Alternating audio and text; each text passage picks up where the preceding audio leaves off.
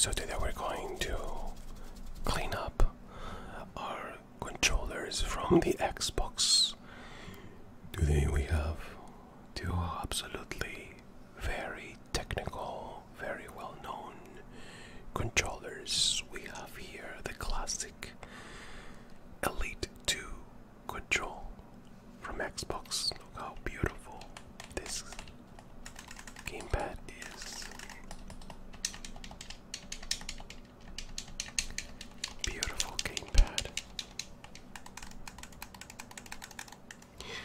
And then on the other side we have the new Razer Wolverine V3 Pro. Another absolutely classic Pro controller. Very different than the Elite. Lacks the clicky noise from the buttons.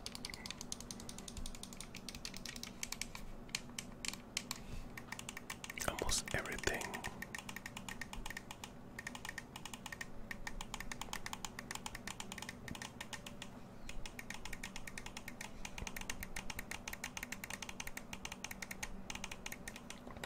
everything is very clicky. Even the shoulder bumper buttons right here on top, because it has extra bumpers. We can also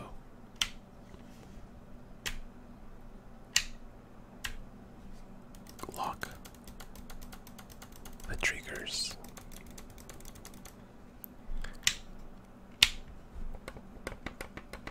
And they're clicky when you lock them. Well, let's clean these controllers, shall we?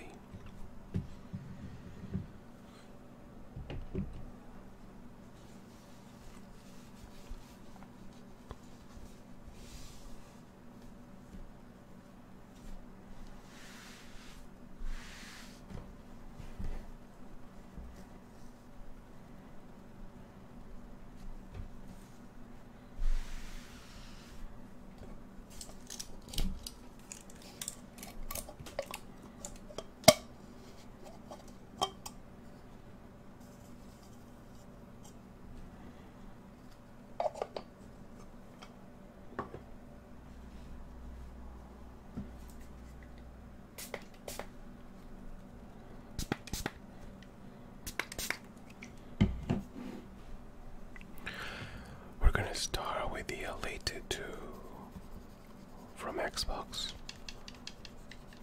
Very classic controller that I've been using it a lot to play Call of Duty. I play a lot of Call of Duty Warzone. It is my favorite game. I spend so many hours in that game. I'm the highest level, I think right now is level 1050. But no matter what I do, no matter how many hours I have invested in that game, it seems like I can't win. It's a very, very competitive game. But at the same time, there's a lot of hackers, cheaters in that game that makes it even more like a nightmare than an enjoyable time. But even so, I do play a lot, mostly because I enjoy the company of my friends. I enjoy playing with them, talking to them. I think it's more than the company than the actual game.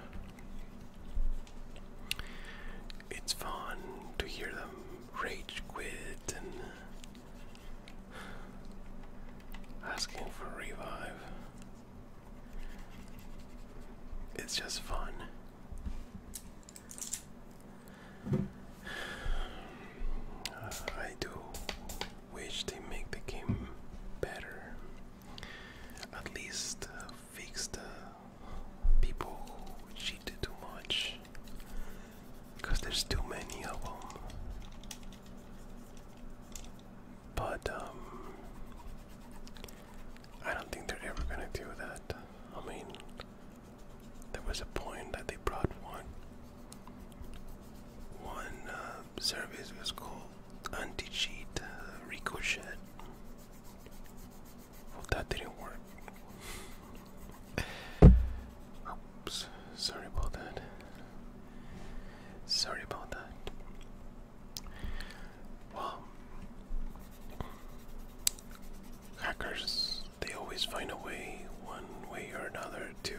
just cheat because they can't win by their own.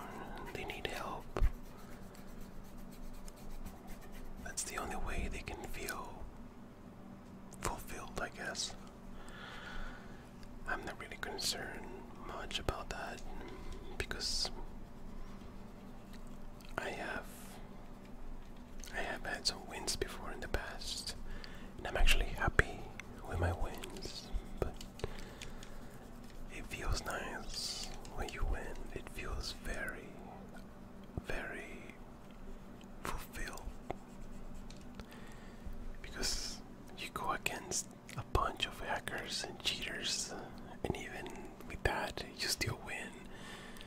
It just feels amazing. Maybe that's why I'm so addicted to that game, because I just want to prove myself that I am good no matter what. This controller has helped me so much, and one particular thing that I use the most is this little back paddles. You can put 4 of them, but I only used 2 of them. That's basically all I need. One of them is to lay low or just go down. The other one is to jump. This also works to slide when you're running, and this one to jump and go through walls. That's basically it, because if I put the other 2 pedals right here at the bottom, then it's hard to grip the controller because they're usually on the way, so I don't really need that. If I were to use the other 2 pedals, I will use one for reload and the other one to change weapon, I guess. I'll reload with this, change weapon with this, the Y, XY. So right now basically I'm using A and B, and that's all I need. To be honest with you, that's all I need. Another thing I like about this controller is it's just the grip. It feels really good in the hands, and I can hold my controller very tight. So that's good, because when you're in the game there's a lot of pressure, especially in those intense moments. When there's a firefight, I tend to grip my controller very tight. So this gives me the best grip, and it just makes me feel more secure when I'm in this intense moments. The D-pad, it's also really nice, especially for fighting games, Street Fighter, Mortal Kombat. I use the D-pad a lot on those fighting games. But the rest of the controller, it's good. I haven't had any issues with drifting, even on the analog drift. Although this controller is pretty much new. I bought it maybe about 3 months ago. But I had an older version, a black one. I'd used it for about 3 or 4 years, and believe me, if you see it, it looks like it went through hell and back. It looks terrible. Let me see if I can find it.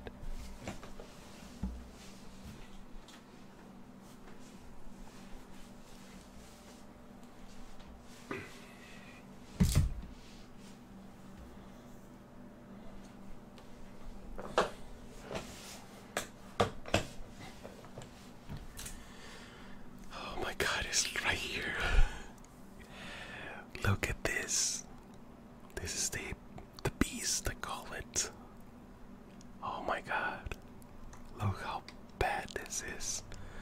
The little grips are falling apart. The buttons, I think it fell. Recently my cat pushed it out of the desk, and look how it's kinda like open from here. Let me see. It's so hard to close it, so makes the buttons a little bit deeper. Also, I don't have any analog drift at all, even though it's being used for so long and it's falling apart. But I do have this little the plastics or the grips right here on the analog sticks. They do spin like that. Look at that.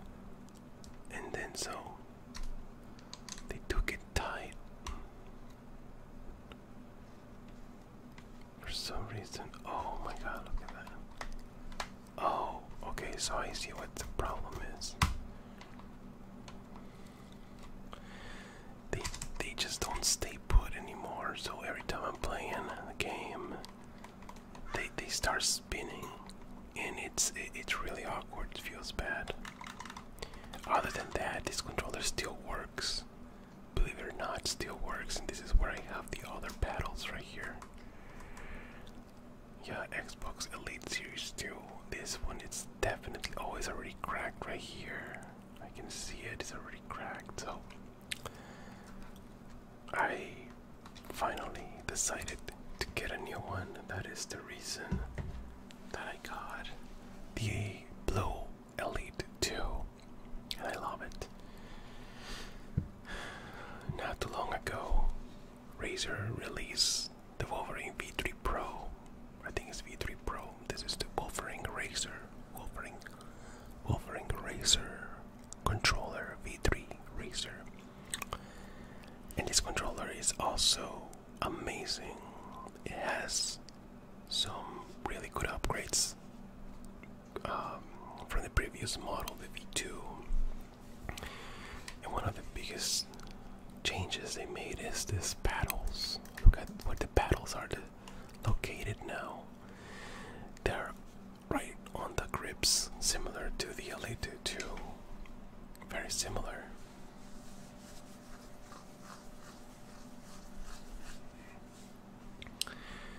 But now the paddles are here, and they are not detachable. You can actually listen how they click. Almost all of the buttons from this controller, they sound like mouse click. Look at that.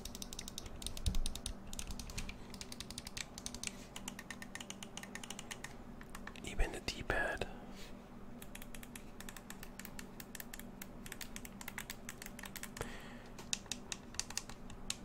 Almost everything sounds like a mouse click. This controller is absolutely one of the best ones I've seen from a third party.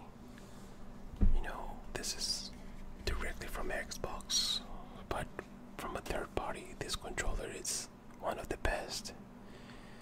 But I can't use it playing Call of Duty. It's just really hard. You have to get used to this controller. You have to get used to this controller. And the reason is because, first of all, even though these buttons are very clicky, they sound amazing, right? But you have to apply more pressure than usual. Compared to the Elite 2, you do have to press a little bit harder. Not a lot, but you definitely feel that difference. So it takes time. You have to get used to it, because after using the regular Xbox buttons, I mean, maybe it doesn't sound like a big deal, but trust me, when you are playing a game like Call of Duty, which requires precision and a lot of muscle memory, you have to adapt. Another thing I noticed is that, I don't know if you can tell, but let me remove this real quick. I'm supposed to clean the controllers, but now I'm talking about these controllers, right? I hope you guys enjoyed the video, and if you do, leave a like and subscribe to the channel. So when I'm putting these controllers right here, you probably may not see it, but the Elite is a little bit longer from the grip, grips right here, there's just a little tiny bit longer. I don't know if you guys can see it. The difference is not that much, but the thing is, when you're holding the controller, at least when I'm holding the controller, my hands, my pinky fingers, they're flying. There's no space, not much. So when I'm in those intense fights, when I'm trying to get a hold of the controller to make everything more precise, every shot, I can't because I don't have a good grip. So I ended up twisting my hand. It feels so weird. I don't know how to explain it. But once you get a hold of it, you feel that difference, and it just feels that you have no accuracy, no precision. You know, Call of Duty, multiplayer, Warzone, or whatever you play on Call of Duty, it requires a lot of precision, a lot of accuracy, fast reactions. You need the best performance, and everything counts. You know, every millisecond counts, every little detail counts. So I guess maybe you have to get used to it. I just need more time with the controller, but other than that, the connection, the reliability, the lag is very good. The Razer is very, very good. It is also much lighter than the Elite 2. It feels lighter. So both of these controllers are great, but you have to get used to it. One big advantage from the Razer is that it's using Hall Effect analog sticks. Hall Effect analog sticks. Look at that. So this means that they're using magnets instead of mechanical system inside. So what it means is that you're not going to have any of the drifting, analog drift. Now, I haven't had any issues with the LA2, even though I had the previous black model that I used this for so long, so many years, and never had any issues with drifting or analog drift. And I'm pretty sure I'm not gonna have it with this controller either. But a lot of people have complained about it. Like, honestly, I don't know how they use it. They probably abuse the controller. But if you use it properly, if you just use it as normal, if you treat your controller nice, like, meaning like if you don't drop it or kick it or rage quit, slam it, smash it, if you don't do those things, your controller should last you a very long time. And I think this works great because you can also open this up and adjust the tight. You can tighten this up, or you can loosen it. Yeah, you can tighten this. There's a tool, and so that's how you make adjustments on this analog sticks, mechanically, manually. On this controller, you cannot do that. You have to go into the software, which it can be downloaded to your Xbox or PC, and make adjustments right there in the software, which is also very easy. But using both of these controllers, for some reason, no matter what I do, when it comes down to accuracy and precision, the Elite 2, it's better. This controller, the analog sticks, also feel more stiff, so you have to press a little bit harder. It's another thing that you have to get used to. You have to get used to that. You know, the cool thing about this, like you can adjust it manually. So if you want the analog to be tighter, you can do that. If you want it to be softer, you can do that. You can feel that difference on the Wolverine V3. You cannot do that. You have to get used to the tightness of the analog stick. So it's a little frustrating, no matter how much you adjust the dead zone or the accuracy, the responsiveness. The stiffness doesn't go away, it stays there. So you have to make the adjustment, not the controller. So you gain one thing, but you lose another one. It's something, I don't know. But since I haven't had any issues with this one, I just going back to this one because I'm so used to it. That's how these controllers are. But remember how these controllers used to be so simple? I mean, life used to be this simple. You know, just a D-pad, select, start, A and B, and that's it. B and A. Just two buttons and D-pad. And this was happiness. Trust me, seeing Mario jump and save the princess, it was pure happiness. And then same with the Game Boy Advance right here. Very simple device, but it brought us a lot of joy, and I used to love this. Now everything is more complicated, more advanced, but believe me, it's still a lot of fun. A lot of fun. A lot of fun. Well, that's it for this video. I hope you guys liked it, enjoyed it.